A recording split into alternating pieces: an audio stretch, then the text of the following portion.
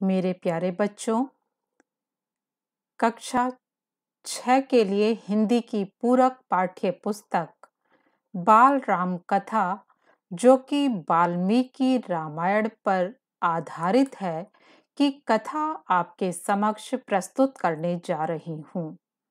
मेरे प्यारे बच्चों, राम कथा के नायक श्री रामचंद्र जी हैं। श्री रामचंद्र को मर्यादा पुरुषोत्तम भी कहते हैं। आपको मर्यादा पुरुषोत्तम इसलिए कहते हैं क्योंकि आपने मर्यादित जीवन जिया। आपका जीवन आदर्श जीवन का उदाहरण प्रस्तुत करता है। आप एक आदर्श पुत्र और आदर्श राजा बनकर रहे। आपने सर्वत्र आदर्श का ही रूप प्रस्तुत किया, इसलिए आपको मर्यादा पुरुषोत्तम के नाम से भी पुकारा जाता है। मेरे प्यारे बच्चों, महर्षि वाल्मीकि जिन्होंने रामायण की रचना की, सर्वप्रथम मैं आपसे परिचित करवाना चाहूंगी। महर्षि वाल्मीकि का नाम रत्नाकर था और उनका पालन जंगल में रहने वाली भील जाति में हुआ था, जिस कारण उन्होंने भीलों की परंपरा को अपनाया और आजीविका के लिए डाकू बन गए। अपने परिवार के पालन पोषण के लिए वे राहगीरों को लूटते थे एवं जरूरत होने पर मार भी देते थे। इस प्रकार वे दिन प्रतिदिन अपने पापों का घड़ा भर रहे थे। एक दिन जंगल से नारद मुनि निकल कर जा रहे थे। उन्हें देखकर रत्नाकर ने उन्हें बंदी बना लिया। नारद मुनि ने उनसे सवाल किया कि तुम ऐसे पाप क्यों कर रहे हो? रत्नाकर ने जवाब दिया, अपने एवं परिवार के जीविकोपार्जन के लिए। तब नारद मुनि ने पूछा, जिस परिवार के लिए तुम ये पाप कर रहे हो, क्या वह परिवार तुम्हारे पापों के फल का भी वहन करेगा? इस पर रत्नाकर ने जोश के साथ कहा, हाँ, बिल्कुल करेगा। मेरा परिवार सदैव मेरे साथ खड़ा रहेगा। नारद मुनि ने कहा, एक बार उनसे पूछ लो, अगर वे हाँ कहेंगे तो मैं तुम्हें अपना सारा धन दे दूंगा। रत्नाकर ने अपने परिवारजनों एवं मित्रों से पूछा, लेकिन किसी ने भी इस बात की हामी नहीं भरी।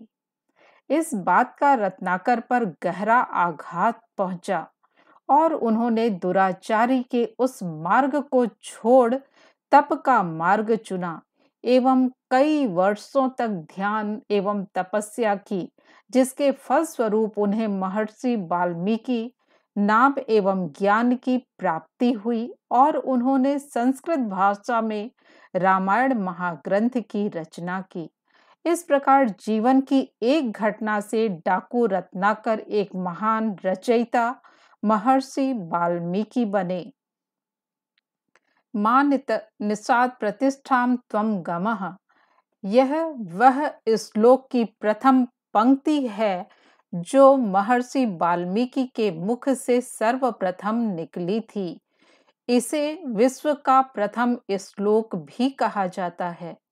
एक दिन की बात है, महर्षि वाल्मीकि तमसा नदी के किनारे प्रकृति की सुंदरता का आनंद ले रहे थे। वसंत की सुहावनी ऋतु थी। हवा मंद गति से प्रवाहित हो रही थी। वन पर्वत सब हरे भरे थे। भांति भांति के पक्षी कलरव कर रहे थे। नदी में स्वच्छ निर्मल जल बह रहा था। उसमें तैरती मछलियां चमक रही थीं। नदी तट की शोभा देखकर महर्षि वाल्मीकि का मन अत्यधिक हर्षित था। सहसा उनके मन में क्रौंच पक्षी की सुरीली ध्वनि पड़ी। क्रौंच पक्षी का एक जोड़ा नदी तट पर कल्लोल कर रहा था। पंछी का जोड़ा कभी चोंच मिलाता, कभी अपनी लंबी गर्दन दूसरे के गर्दन में लपेट देता, तो कभी चोंच से एक दूसरे की पीठ सहलाते, तो कभी थोड़ा सा उड़कर इधर उधर बैठ जाते। फिर पास आकर खेलने लगते। महर्षि वाल्मीकि को यह क्रौंच बड़े प्यारे लग रहे थे। इतने में नर क्रौंच को निषाद का तीर कहीं से आकर लगा और वह गिरकर छटपटाने लगा। उसकी यह दशा देखकर क्रौंची बड़े करुण स्वर में रोने लगी। यह देख ऋषि का हृदय विषाद से भर गया और उनके मुख से यह श्लोक श्राप स्वरूप अनायास ही निकल पड़ा।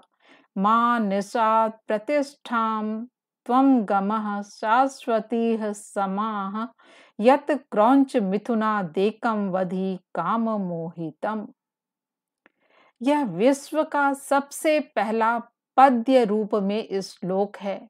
वाल्मीकि ऋषि के मुख से अनायास ही बहेलिए के लिए निकले हुए श्राप का अर्थ है, हे निषाद, तुझे कभी भी शांति ना मिले, क्योंकि तुमने काम मोहित क्रौंच के जोड़े में से एक को बिना कारण ही हत्या कर दी है। महर्षि वाल्मीकि को जब भान हुआ कि अनायास ही उनके मुख से श्लोक की रचना हो गई है, उन्होंने भारद्वाज मुनि से इस श्लोक पर चर्चा भी की। तभी महर्षि वाल्मीकि के आश्रम में भगवान ब्रह्मा पधारे और उनसे कहे कि यह श्लोक मेरी प्रेरणा से ही आपके मुख से निकला है, अतः आप श्लोक रूप में श्री राम के संपूर्ण चरित्र का वर्णन करें। राम की कथा आप नारद मुनि से सुन ही चुके हैं। ब्रह्मा जी ने आशीर्वाद दिया कि आप जब वर्णन करने बैठेंगे उस समय राम का सारा वृत्तांत आपके समक्ष प्रस्तुत होता रहेगा।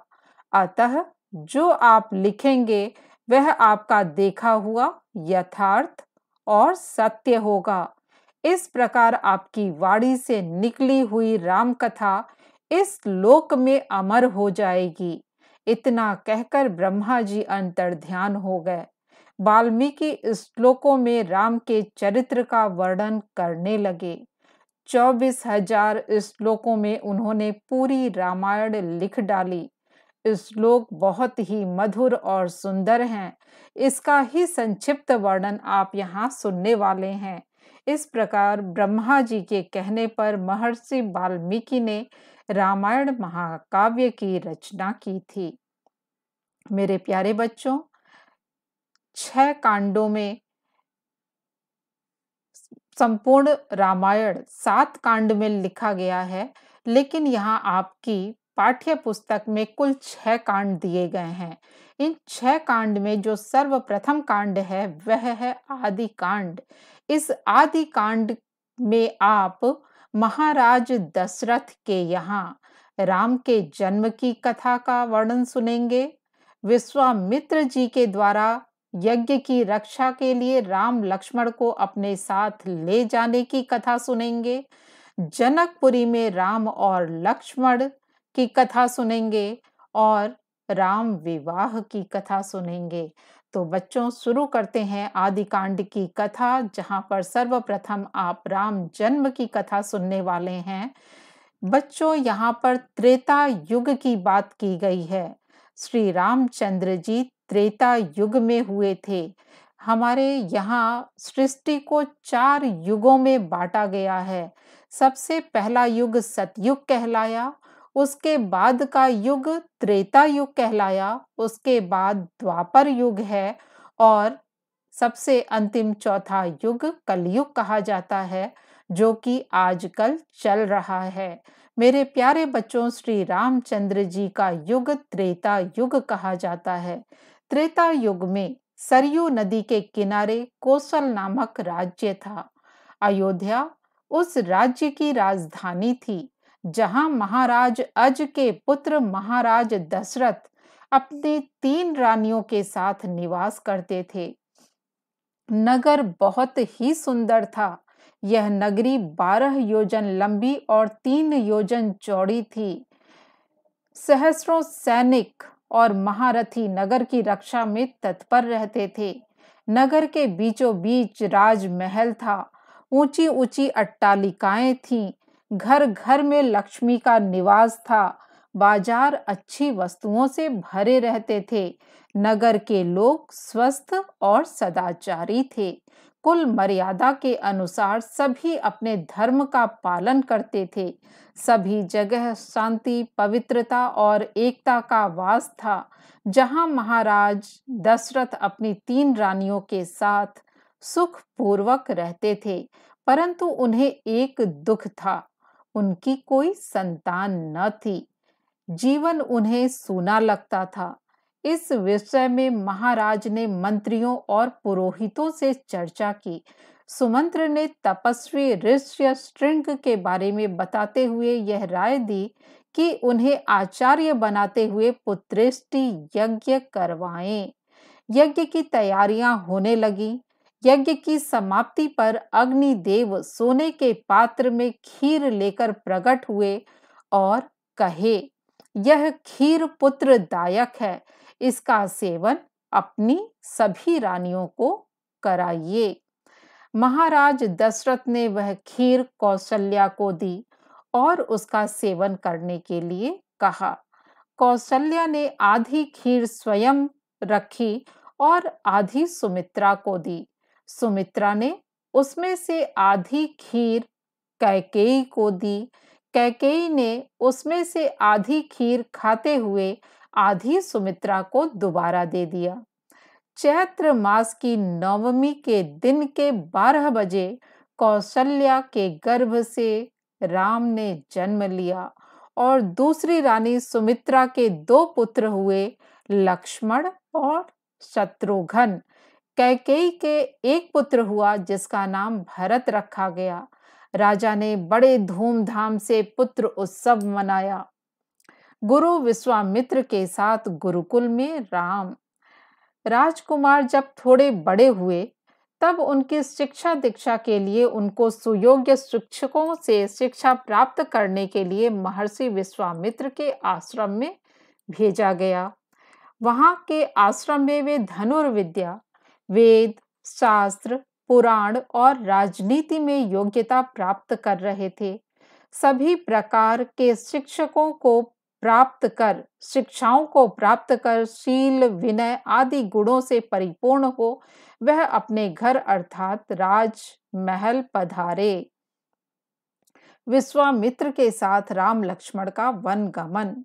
युवा राजकुमारों के साथ महाराज दशरथ राजमहल में कुछ समय सुखपूर्वक रहे। एक दिन विश्वामित्र राज दरबार में पधारे और उन्होंने महाराज दशरथ से यथोचित सत्कार प्राप्त करने के पश्चात उनसे हाथ जोड़कर निवेदन किए। कुछ राक्षस उनके यज्ञ में विघ्न डाल रहे हैं। उन राक्षसों से यज्ञ को बचाने के लिए वह राम को अपने साथ ले जाने की आज्ञा मांगने आए हैं।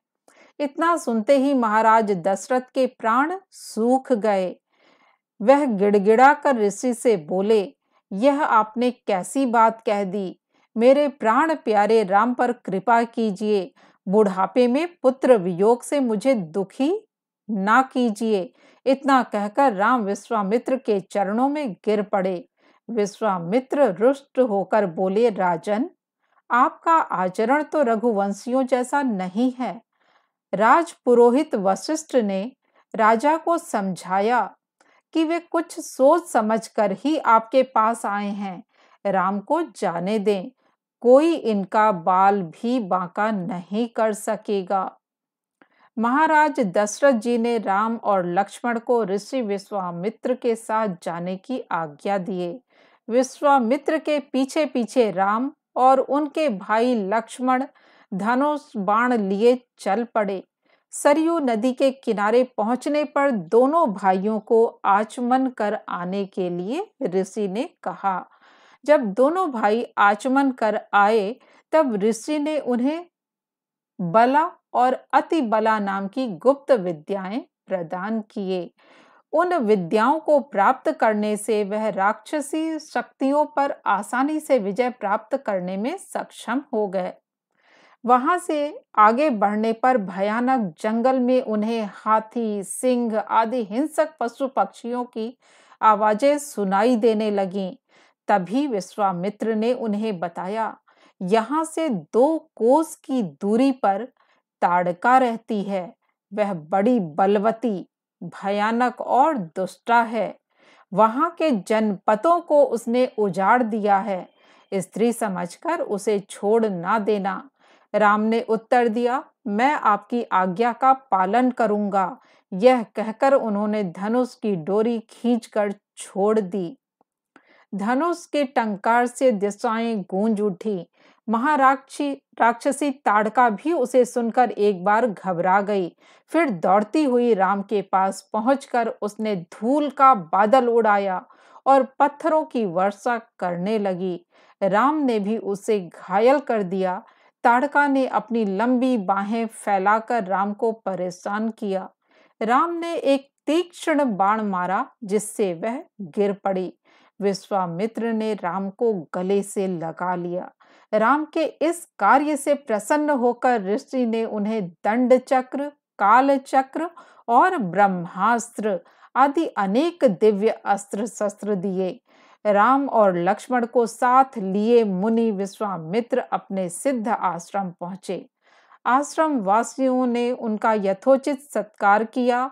विश्वामित्र ने उसी दिन यज्ञ आरंभ कर दिया। छठे दिन ताड़का का पुत्र मारीच वहां आ पहुंचा। अंततः युद्ध में राम के हाथों मारा गया।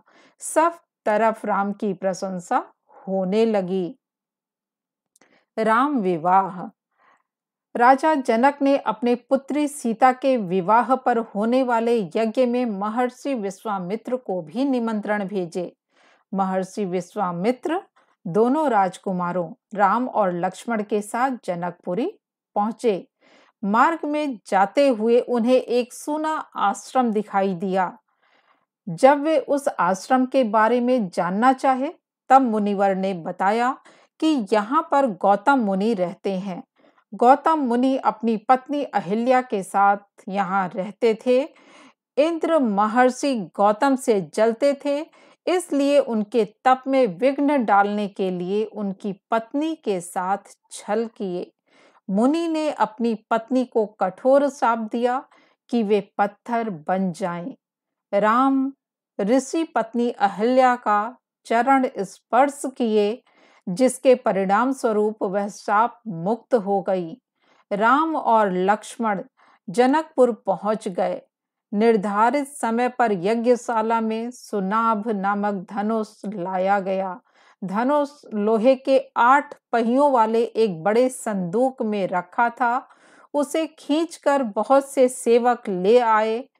तब राजा जनक बोले, मुनिवर, यह भगवान शंकर का धनुष है। देवताओं ने हमारे एक पूर्वज देवराज को इसे दिया था। इसके भारी होने की वजह से इसे कोई उठा नहीं सका। प्रत्यंचा चढ़ाना तो बहुत दूर की बात है। गुरु का संकेत पाकर राम ने धनुष सहज ही उठा लिया और ज्यों ही प्रत्यंचा चढ़ाकर उसे खींचना चाहा कि वह बीच से टूटकर 2 टुकड़े हो गया। वज्रपात जैसा भयंकर शब्द हुआ और पृथ्वी कांपने लगी। धनुष टूटते ही राजा जनक के हर्ष का ठिकाना न रहा। राम के सौंदर्य और बल विक्रम को देखकर वे बोले, मुनिवर, आपकी कृपा से मुझे अपनी प्यारी बेटी के लिए मनचाहा वर मिल गया। अगर आपकी अनुमति मिल जाए तो मैं महाराज दशरथ को भी संदेश भेज दूं। महर्षि वशिष्ठ की आज्ञा प्राप्त कर राजा दशरथ जनकपुर पहुंच गए।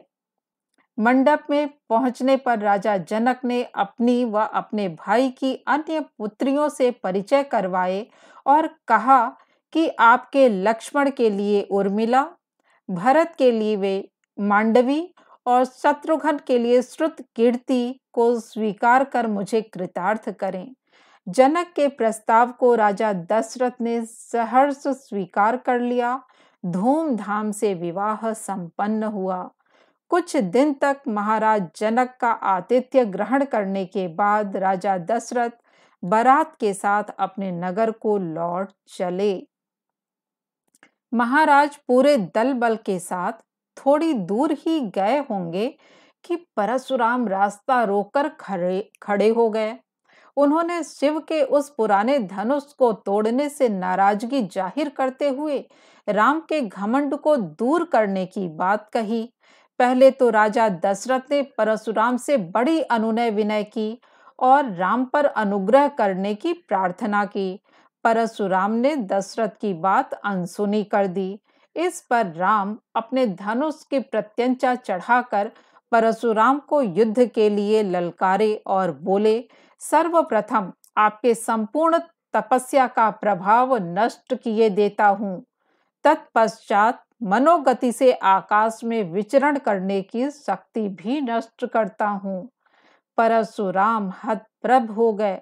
उन्होंने राम की स्तुति की और कहा, उनकी तपस्या का फल चाहे वे नष्ट कर दें, परंतु मनोगति नष्ट ना करें, जिससे वह महेंद्र पर्वत पर लौट सकें। राम ने उनकी बात मान ली। परशुराम राम की प्रशंसा करते हुए वहां से लौट गए। बारात धीरे धीरे आगे बढ़ी और अयोध्या पहुंची। पूरी अयोध्या सुंदर ढंग से सजाई गई थी। स्त्रियां मंगल गान कर रही थीं। रानियों ने पुत्रों और पुत्र वधुओं की आरती उतारी। राजा दशरथ के भवन की शोभा निराली थी। चारों राजकुमार शील गुण संपन्न पत्नी पाकर बड़े प्रसन्न थे। मेरे प्यारे बच्चों, आदि कांड की कथा के बाद अब आप अयोध्या कांड में देखेंगे कि चारों राजकुमार अपनी पत्नियों के साथ सुखपूर्वक अयोध्या में निवास कर रहे हैं। महाराज दशरथ, जो कि अपने आप को अब वृद्ध मानने लगे थे, वे श्री राम के शील स्वभाव से बड़े ही प्रसन्न रहते थे। उन्होंने श्री राम के अभिषेक की घोषणा की। श्री राम के अभिषेक की घोषणा के साथ ही मंथरा दासी के द्वारा कैकेयी को बहलाने पर कैकेयी किस तरह 2 वरदान मांगती हैं और 2 वरदान में भरत के लिए गद्दी और राम के लिए वनवास, इन सभी कथा का वर्णन आप अयोध्या कांड के अंतर्गत सुनने वाले हैं। राम का वनगमन, वन यात्रा, अयोध्या में हाहाकार, भरत की चित्रकूट यात्रा, राम को मनाकर लाने के लिए, इन सब का ही वर्णन आप सुनने वाले हैं अयोध्या कांड के अंतर्गत। तो सर्वप्रथम राम के राज्याभिषेक की तैयारी और कैकेयी के द्वारा मांगे जाने वाले 2 वरदान की कथा आपको सुनाती हूँ। भरत अपने मामा के यहाँ गए हुए थे। उस समय राम महाराज दशरथ के राजकाज में हाथ बटा रहे थे। वे सदैव दूसरों की भलाई की बात सोचते, सदाचार का पालन करते। जैसे विनम्र और विद्वान थे, वैसे ही शूरवीर और पराक्रमी भी। छोटे बड़े सभी से वे प्रेम पूर्वक मिलते थे। क्रोध में भी कभी किसी से दुर्वचन नहीं बोलते थे। प्रजा उनको बहुत चाहने लगी थी। भरत अपने ननिहाल रह रहे थे। यद्यपि कि वे अयोध्या आना चाहते थे, पर अपने नाना और मामा के प्यार को छोड़कर वे लौट नहीं पा रहे थे। इस बीच महाराज दशरथ भली प्रकार अपने प्रजा का पालन कर रहे थे। राजा दशरथ अब बूढ़े हो चले थे, इसलिए उनका मानना था कि राम को युवराज बना देना चाहिए। राजा ने मंत्रियों से सलाह की और राम को राजा बनाने का प्रस्ताव सबके सामने प्रस्तुत किया। सभी इस बात से सहमत हो गए। राम के राज्याभिषेक की तैयारियां होने लगीं। निश्चित समय पर सभा भवन में आमंत्रित राजागण आ गए। अयोध्या वासी भी उपस्थित हुए। राजा दशरथ ने सबके सामने अपने बड़े पुत्र राम को युवराज बनाने का प्रस्ताव रखा। सबने एक स्वर से राम की प्रशंसा की और उनके प्रस्ताव का समर्थन किए। राजा ने दूसरे दिन प्रातःकाल राज्याभिषेक की बात कहकर सभा समाप्त की और राम को रात में अपने कक्ष में बुलाकर समझाए, जनता ने तुम्हें अपना राजा चुन लिया है। सावधानी से तुम राजधर्म का पालन करना और कुल की मर्यादा की रक्षा करना। राजा ने राम को समझाते हुए बताया, भरत नेक और नीतिवान है, फिर भी मनुष्य के मन का क्या ठिकाना। तुम आज की रात सावधान रहना, संयम से रहना। तुम जानते हो कि शुभ कार्यों में तरह तरह की विघ्न बाधाएं पड़ने का डर रहता है। उसके पश्चात राम उठकर माता कौशल्या के पास गए, उन्हें प्रणाम कर राज तिलक होने की सब बातें बताई। माता ने प्रसन्नता से पुत्र को हृदय से लगा लिया और मंगल कार्यों में जुट गईं। यह समाचार नगर भर में फैल गया, सभी तरफ तैयारियां होने लगीं, नगर सजने लगा, राज्याभिषेक की तैयारियां होने लगी। दूसरी तरफ महारानी कैकेयी की मुंह लगी दासी मंथरा एक दूसरे ही कुचक्र में लीन हो गई। वह कैकेयी के पास जाकर उनको समझाने लगी, ऐ मेरी रानी, तू कैसी नासमझ है। कौशल्या के पुत्र राम राजा बनाए जाएंगे, कौशल्या राजमाता बन जाएंगी, कोई तुम्हें भूल कर भी नहीं पूछेगा। मंथरा के द्वारा अनेकों तरह से समझाए जाने पर कैकेयी की मति घूम गई।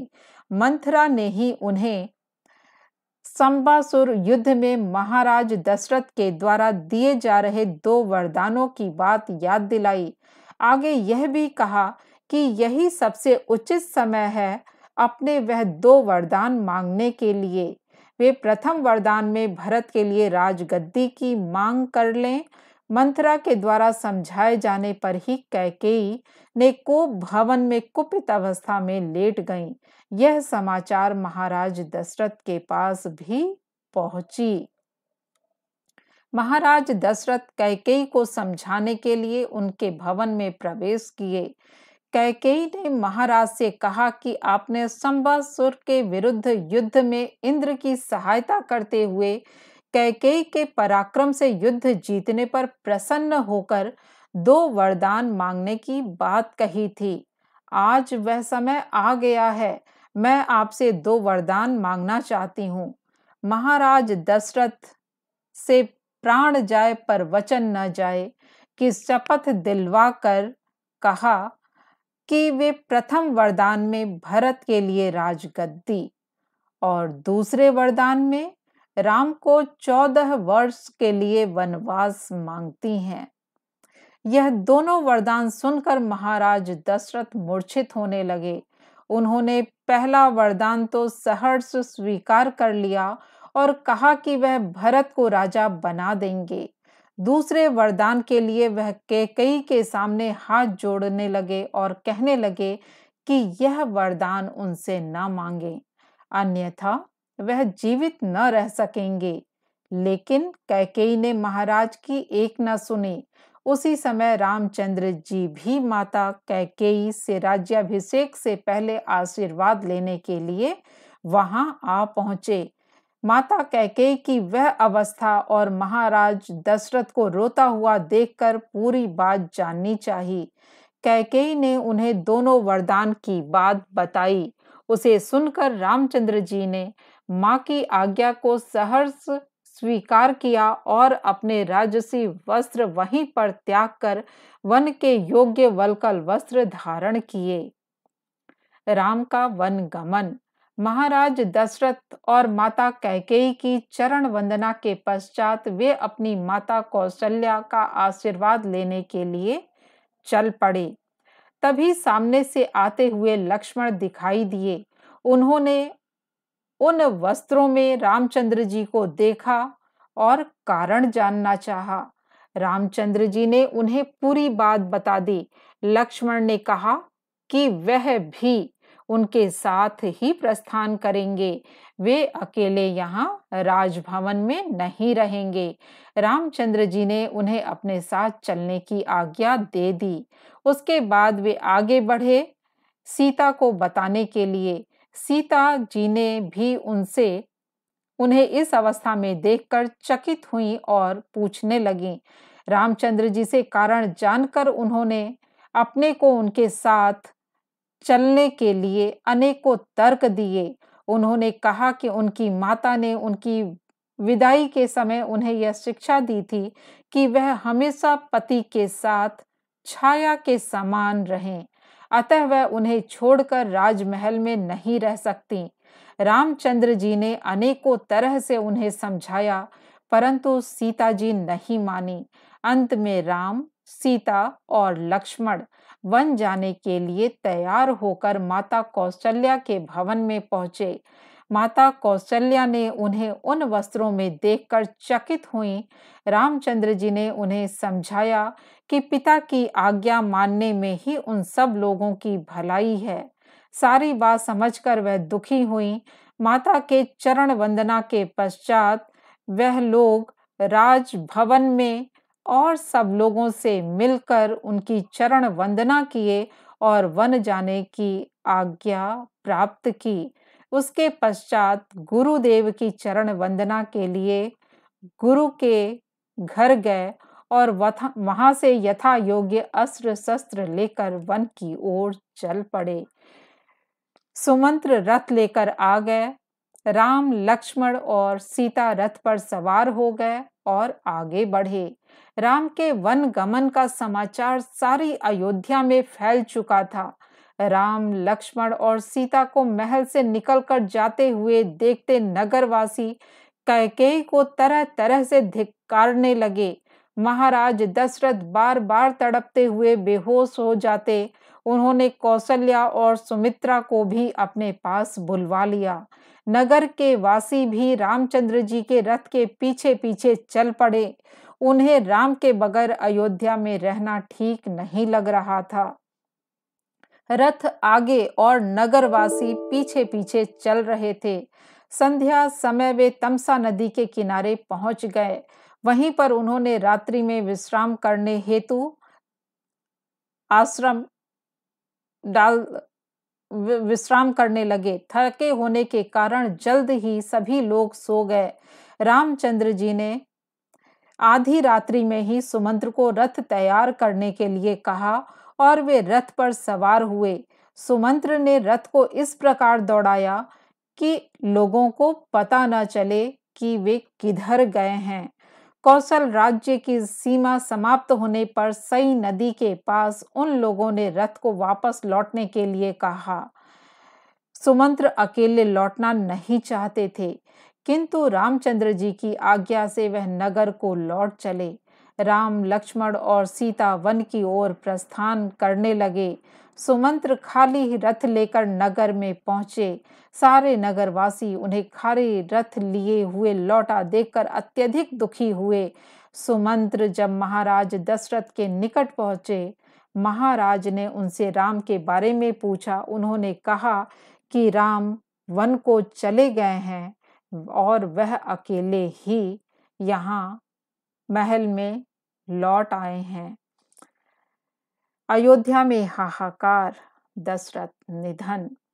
यह सुनकर महाराज दशरथ विलाप करने लगे और सभी को अपने साथ घटित एक घटना बताने लगे। एक बार वे शब्द भेदी बाण चलाते हुए नगर से बहुत दूर जंगल में जा पहुंचे थे। वहां उन्हें नदी में हिरण के पानी पीने जैसी ध्वनि सुनाई दी।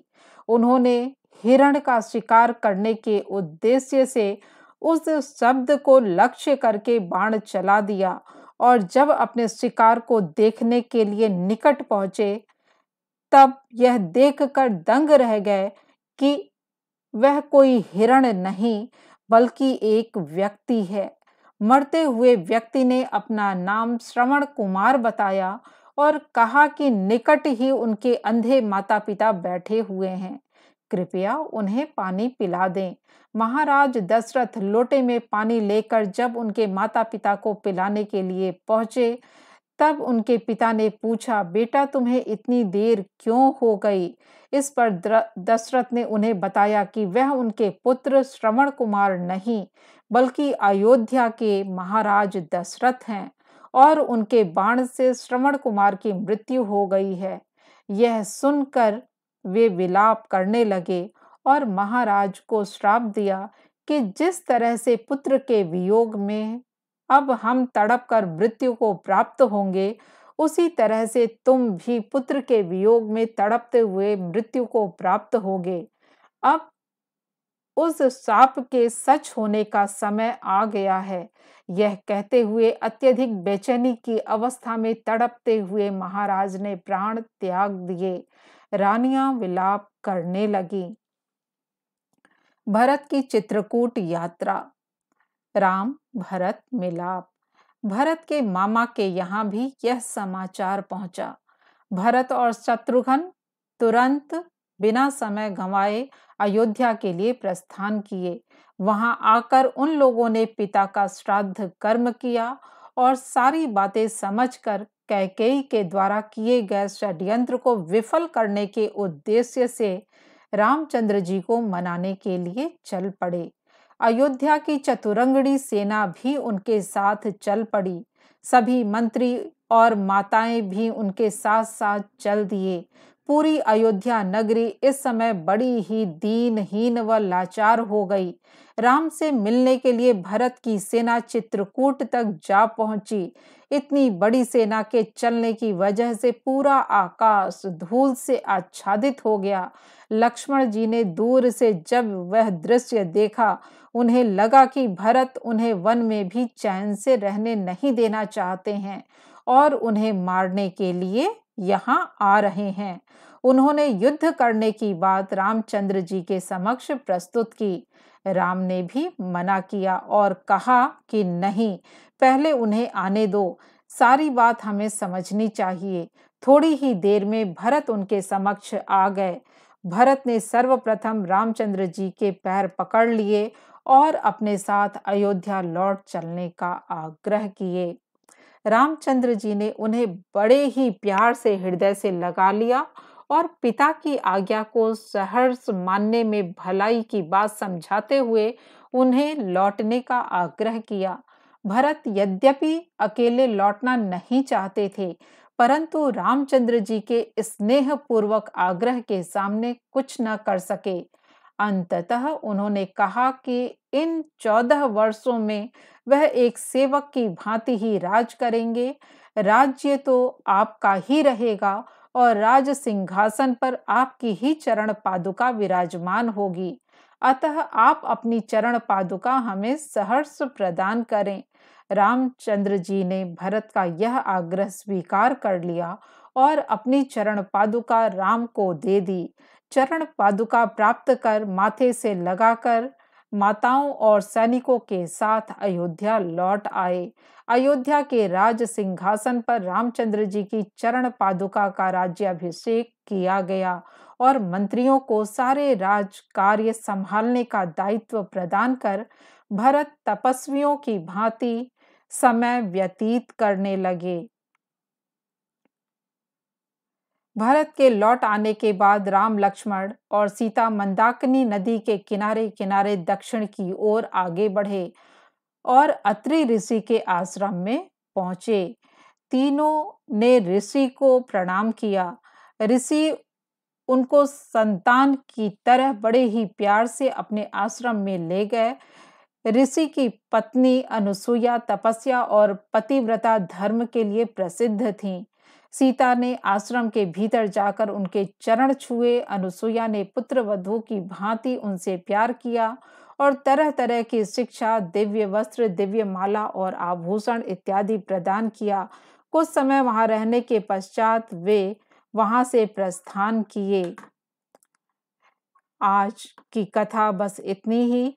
मेरे प्यारे बच्चों, आप सबने श्री रामचंद्र जी के बारे में देखा कि किस तरह से वे राजा बनाए जा रहे थे, लेकिन किसी कुचक्र की वजह से वे राजा नहीं बनाए गए, बल्कि वन में निवास करने के लिए भेज दिए गए। वन में भी वे अब आगे किस तरह का जीवन व्यतीत करेंगे, इसके बारे में आप अगले अध्याय में सुनेंगे। यहाँ आज इतना ही बच्चों। धन्यवाद।